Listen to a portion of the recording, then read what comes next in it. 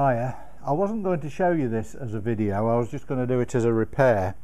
What we've got here is a walnut chair, balloon back, kind of cabriolet shape.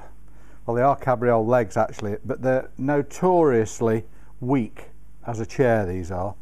If you look underneath, you've got precious little mortise area into the legs and into the front cabriole legs, and when people move back in a chair they tend to slotch, and it's normally these back joints here that go. There's one that's a little bit weak on this, but the front is the most important bit at the moment. Now the reason for me showing you this is because it's already had a repair, and what somebody's done is they've left, that's the part of the original leg just there, and it's snapped off probably quite nastily, but what they've done is they've done a cut through there, and then this is another leg, I would imagine, off another of the family of chairs, let's say. And what they've done is quite a clever repair. I mean, I'm just cleaning the glue off at the moment, but when I first picked this chair up it was quite dark at night, and I said, yeah, that's no problem, we can soon mend that, which we can. But I'll show you something now. I'll bring this over so you can see it.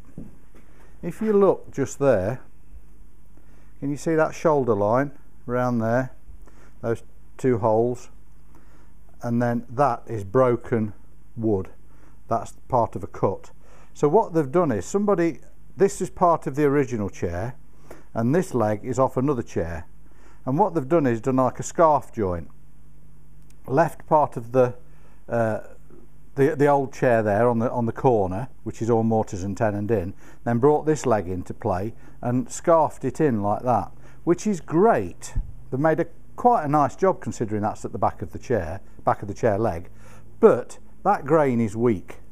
Now why on earth would you put a piece of grain in the first place when the chair was made? Why on earth would you choose a piece of wood where the grain is shearing off at that angle, right at the very shoulder of the chair, where it's going to need all of its strength? You've got all this leverage down here and it's snapped off just there. So again, poor choice of wood right from the very start, but we can make this come back to life. So I'm going to leave that in, I'm going to glue that. I've cleaned most of the glue off there, or all that I need to do anyway. I've just got to clean off its mating shoulder on the actual chair itself, and then we can glue it back together. So I'll just clean the glue off. All I do is use a sharp chisel, but I'll get cracking with it. If you use I use a small chisel like that, and just very carefully pare off the glue.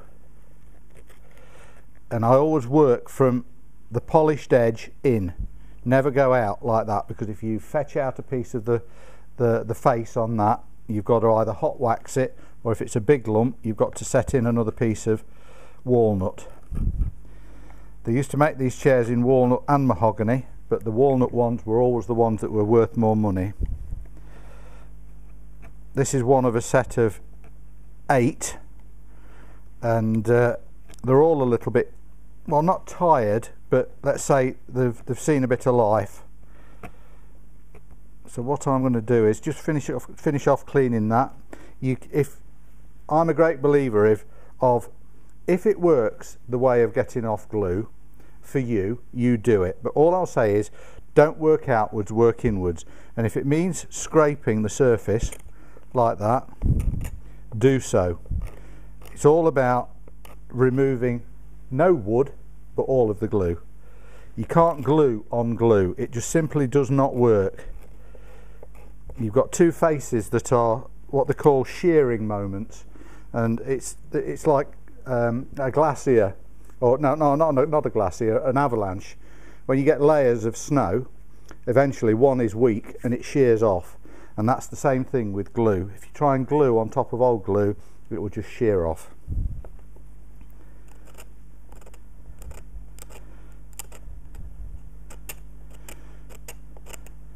I might be a few minutes with this, so go make a cup of tea. Be back in a minute. That's all the glue cleaned off the faces, just there and on that. So it's time for the glue now. I've shown you before where I've mixed up cascamite or resin powder glue and mixed my own colour into it. Well, I always use Van Dyke Brown or Chrysodyne, but it just shows you that you can take that colour to anything you want. That's like a coffee colour to match the walnut finish on that. So I've done it with hot water again to get the crystals to break down, and then I've put the glue with it. So now I want this to stay in absolutely the right position. It's no good using this kind of clamp. There's so many curves and facets to be able to pull on. What I'm going to do is, it's not wash and go actually, it's a rapid hardener that you can put with Cascamite glue, and you only need a few, well, let's say 4 drips in that amount of glue when it decides to come out.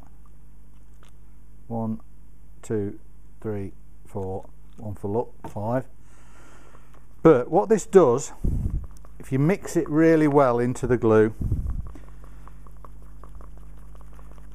and put this on the joint, you can actually stand and hold this. Probably take 5 minutes, 5 or 6 minutes to go off, but you know that it's in the right position because you're holding it and you can keep checking it. If you put clamps on it or masking tape to hold it in place, you can't see that it's in the right place all the time.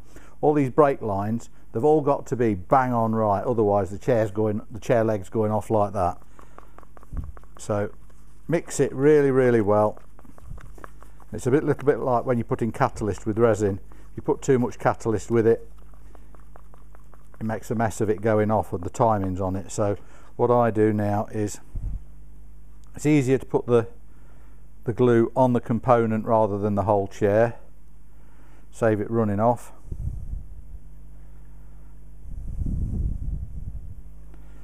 Scrape it in all of the little crevices, because when you push on it, it's going to squeeze out anyway.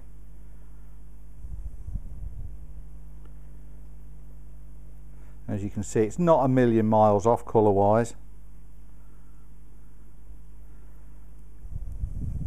And when you're gluing anything, the rule of thumb is always keep a nice tight joint, as in, if the joint's standing off, don't expect the glue to fill it. The reason that a joint stands off is because there's still some glue making it stand off, and so you've got to get that glue off so you can push it down. See how that's starting to go all gloopy? Now's the time to get it in place. You haven't got that long really, and it's nice and warm here in the workshop, so you've got to get it in place like that. You're going to have to get a bit over your fingers to make sure the shoulders are in place.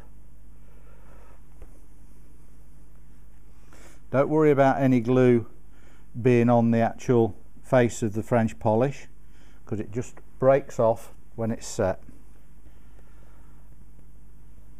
I'm happy with that.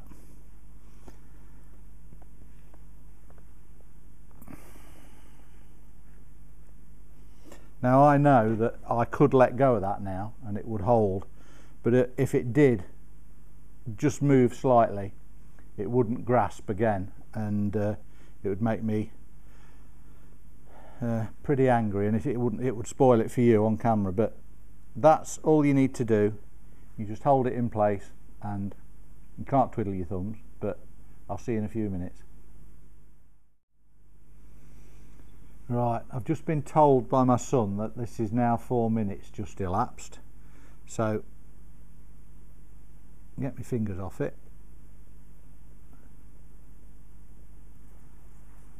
Rather than getting hold of that just to see if it's worked, that's always a good test. If you can do that,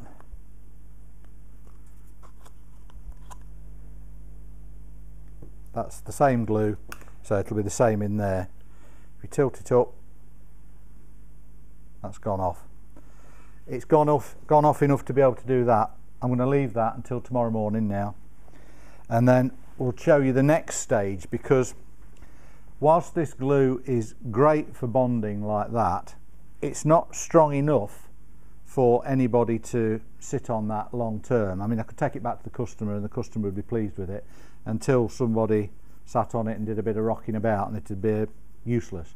It would break again.